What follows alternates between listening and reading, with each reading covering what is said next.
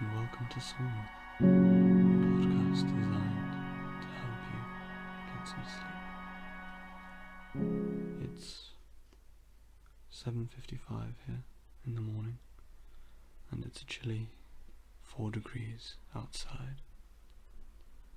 The sun is just about to peek over the horizon and enter my room through my slanted window, but for now I have my lights on and the heating on.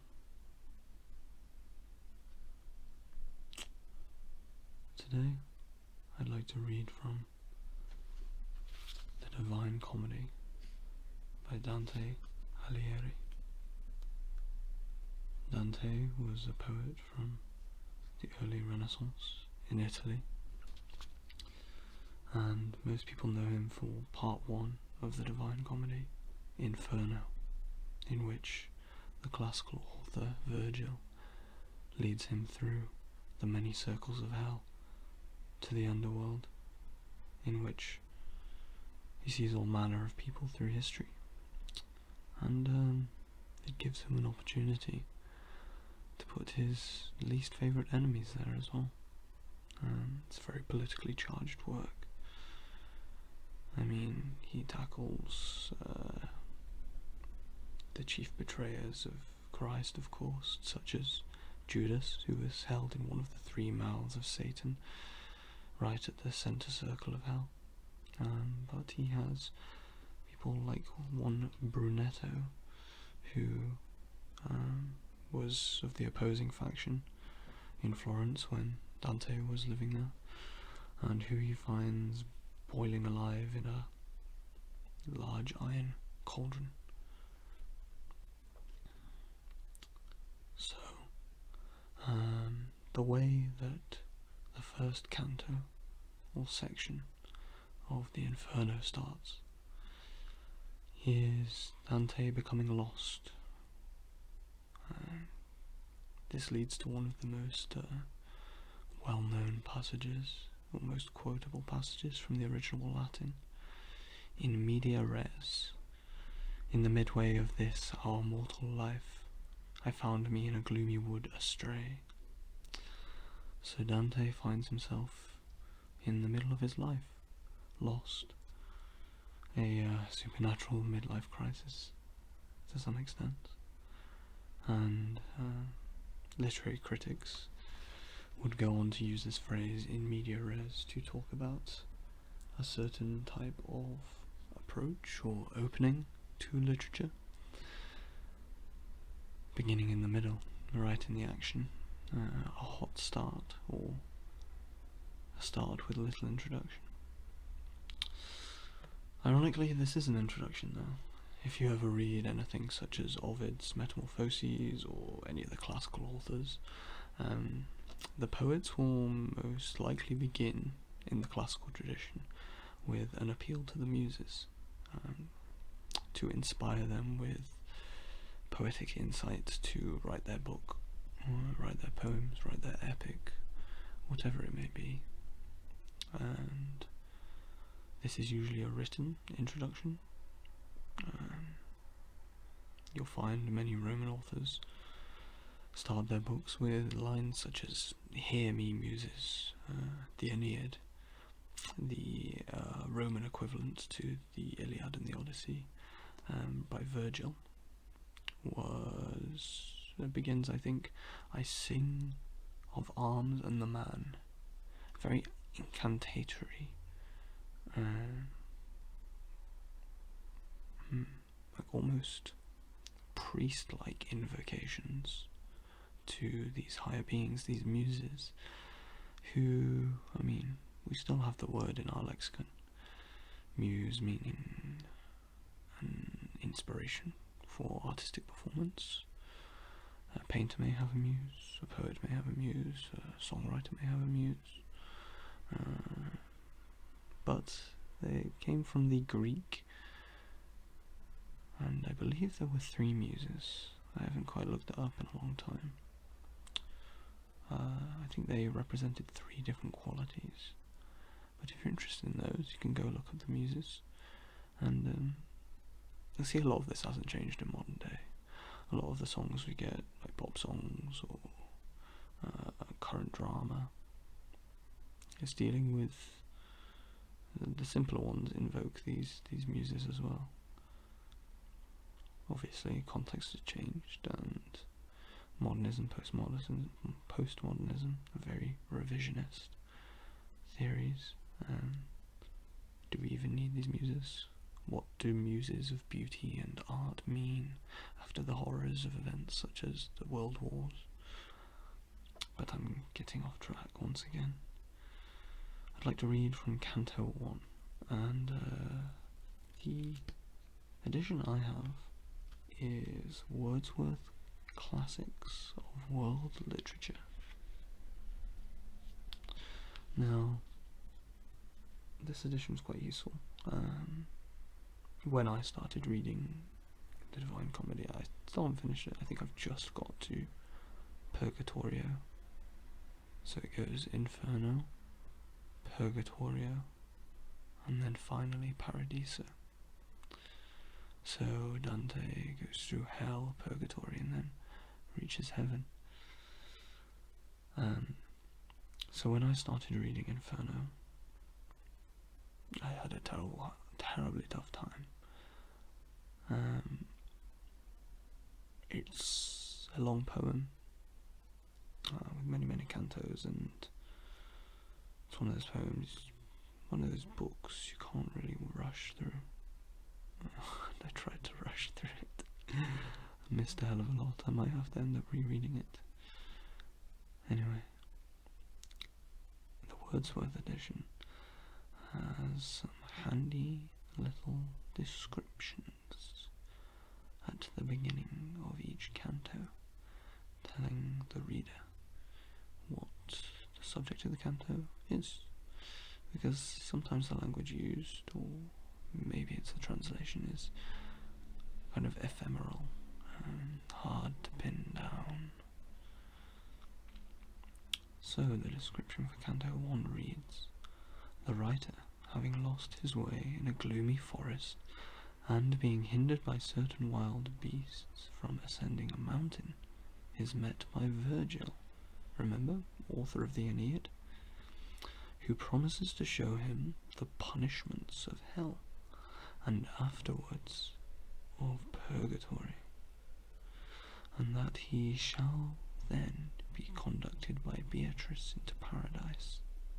He follows the Roman poet.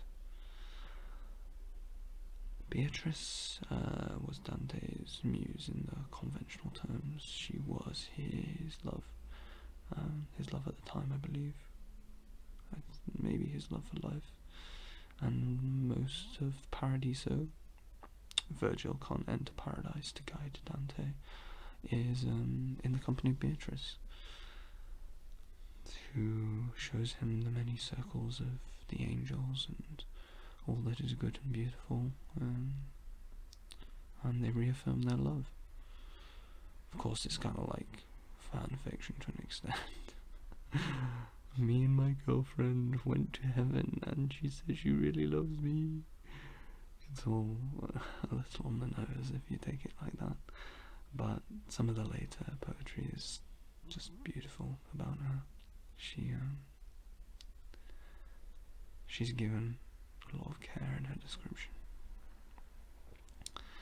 and she must guide Dante, for Virgil can't enter paradise. He's a pagan.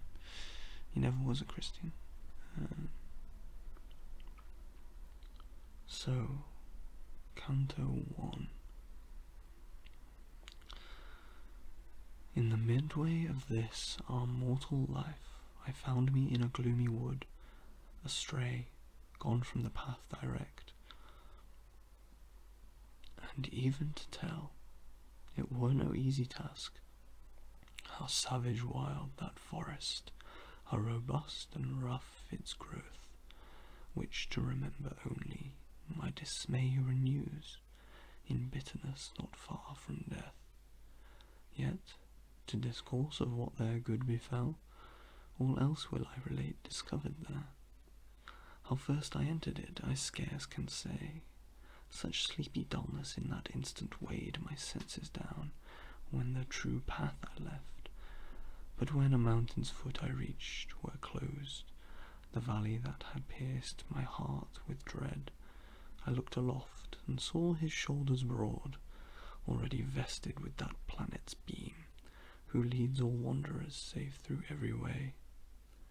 Then was a little respite to the fear that in my heart's recesses deep had lain all of that night, so pitifully past, and as a man with difficult short breath, forespent with toiling, scaped from sea to shore, turns to the perilous wide waste, and stands at gaze, even so my spirit, that yet failed, struggling with terror, turned to view the straits that none hath passed and lived. My weary frame, after short pause, recomforted again, I journeyed on over that lonely steep. So, the first few cantos deal with Dante's descent into hell. The interesting stuff comes when he is actually there. So, if we skip forward to Canto 17, the description for this canto reads: The monster Geryon is described, to whom Virgil is speaking, in order that he may carry them both down to the next circle. Dante, by permission, goes a little farther along the edge of the void, to descry the third species of sinners contained in this compartment, namely those who have done violence to art, and then returning to his master, they both descend, seated on the back of Geryon. So I believe this might be the second circle they're in. I can never remember the order, but the order always struck me as odd. It's not the most violent murderers who are right at the bottom, it's those who profane God's name and are fraudulent. Dante's decision to order these says a lot about his personal feelings. So, lo, the fell monster with the deadly sting, who passes mountains, breaks through fenced walls, and firm embattled spears, and with his filth taints all the world. Thus me my guide addressed, and beckoned him, that he should come to shore, near to the stony causeway's utmost edge. Forthwith that image of vile fraud appeared, his head and upper part exposed on land, but laid not on the shore his bestial train. His face the semblance of a just man's wore, so kind and gracious was its outward cheer. The rest was serpent all, 2 shaggy claws reached to the armpits, and the back and breast on either side were painted o'er with nodes and orbits. Colours variegated more, nor Turks nor Tartars e'er on cloth of state with interchangeable embroidery wove, nor spread Arachne o'er her curious loom, as oft times a light skiff, moored to the shore, stands part in water, part upon the land, or, as where dwells the greedy German boar, the beaver settles, watching for his prey. So, on the rim, that fenced the sand with rock, sat perched the fiend of evil, in the void glancing, his tail upturned, its venomous fork with sting like scorpions armed. Then thus my guide, now need our way must turn few steps apart, far as to that ill beast who couches there. So, we have a really lovely description of Geryon, and just how disgusting he is in many ways. You get comparisons to Turks or Tartars. So that's a general description for people from the East. Persian, Median, Achaemenid, Sassanid, all those sort of empires kind of roll into one for the Renaissance West. All they know is that there are people from the East who are very opulent and have amazing finery in cloths and silks, and Dante is doing a great description here, comparing Geryon's skin far better than the cloth of state of Turks or Tartars. He also mentions Arachne, and those of you who know anything about Greek myths may remember Arachne as the arrogant young girl who sought to outdo the goddess Athena with her weaving. So Arachne boasted of her skill in weaving cloth, finest cloth, and finally Athena came to earth in the goddess Athena from Olympus came to earth with the guise of an old woman and challenged Arachne to a weaving competition. And Arachne in many ways beat her, but it was the content of what they weaved that was really important. Athena weaved a tapestry of the gods in their resplendence, seated on their thrones, noble, dignified, ruling over all mankind. And Arachne weaved the gods as drunken fools. Of course, this didn't go down well. Those of you who know the story probably know it ends in woe. Arachne was turned into a spider by Athena, cursed to weave forevermore. So Dante is saying that Gerion's skin is of such incredibly oscillating patterns and shapes and colours that even Arachne, the spider, would not be able to recreate his horrible visage. So we're going to leave Inferno now, and for the next canto turn to Purgatorio. As I mentioned, I haven't really read this yet, but from what I've heard, it is pretty much Dante ascending up a cliff, and on each level of the cliff is different purgatories. So Catholics believe that if you are bad but not horrible, you go to purgatory, which is kind of a halfway house between hell and heaven. And from purgatory you work off your sins until you reach heaven. And those who have more sins start at the bottom of this cliff. Those who have less start further up. It's nowhere near as bad as hell, but it's not exactly a pleasant place. So Dante meets a woman called Matilda, maybe, in this canto. Canto 29 of Purgatorio. The lady, who in following canto is called Matilda, moves along the side of the stream in a contrary direction to the current, and Dante keeps equal pace with her on the opposite bank.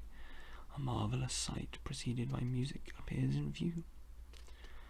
Singing as if enamoured, she resumed and closed the song with "Blessed they whose sins are covered." Like the wood nymphs, then, that tripped singingly across the sylvan shadows, one eager to view and one to escape the sun, so moved she on against the current, up the verdant rivage. I her mincing step observing, with as tardy step pursued. Between us not 100 paces trod. The bank on each side bending equally, gave me to face the orient. Nor our way far onward brought us, when to me at once she turned and cried, "My brother, look and hearken." And lo, a sudden lustre ran across through the great forest on all parts, so bright I doubted whether lightning were abroad, but that, expiring ever in the spleen, that doth unfold it. And this during still, and waxing still in splendour, made me question what it might be, and a sweet melody ran through the luminous air. Then did I chide with warrantable zeal the hardihood of our first parent, for that there, where earth stood in obedience to the heavens, she only, woman, the creature of an hour, endured not restraints of any veil, which had she borne devoutly, joys ineffable as these, had from the first and long time since been mine. So, this character called Matilda is compared to a wood nymph, an interesting pastoral metaphor. And then Dante seems to think about the union of man and woman and its complex place in Christian culture. When is it sinful? When is it right? I mean, you can't really turn anywhere in Christian culture and relationships without dealing with the myth of Adam and Eve and the quite sexist idea of Eve's temptation, which has been reformulated for the modern day, but I won't get into that. For the final canto, I'm going to turn to Paradiso and see if it is really as wonderful as they would have us believe. Okay, so Canto 30. Dante is taken up with Beatrice into the Empyrean, and there having his sight strengthened by her aid, and by the virtue derived from looking on the river of light, he sees the triumph of the angels and of the souls of the blessed. So, what does Dante see?